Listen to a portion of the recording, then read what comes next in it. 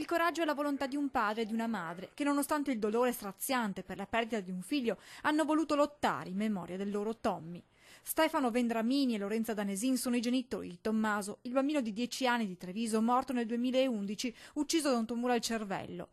Tommy ha lottato fino alla fine, sempre con il sorriso sulle labbra, e la sua forza di volontà continua a vivere grazie all'impegno dei suoi genitori, che in questi anni hanno messo anima e corpo in un progetto rivolto ai bambini malati di tumore.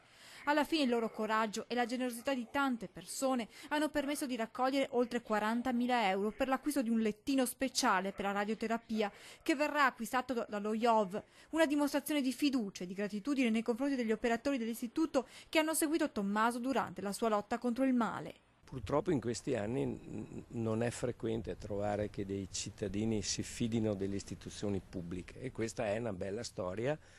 E dietro questa storia c'è anche un indiretto riconoscimento all'alta serietà e professionalità della gente che lavora qui allo IOV. Exact Track è il nome del lettino robotizzato che, grazie ai suoi movimenti, permette di seguire gli spostamenti del paziente, respiro compreso durante le sedute di radioterapia, permettendo di essere più precisi nelle emissioni delle radiazioni, limitandone le dosi e salvaguardando le aree sane. Questo permette di tenere dei volumi di radiazione molto più limitati rispetto a quello che poteva essere fatto classicamente, e soprattutto nell'ambito della radioterapia pediatrica, dove gli effetti collaterali a distanza sono estremamente importanti.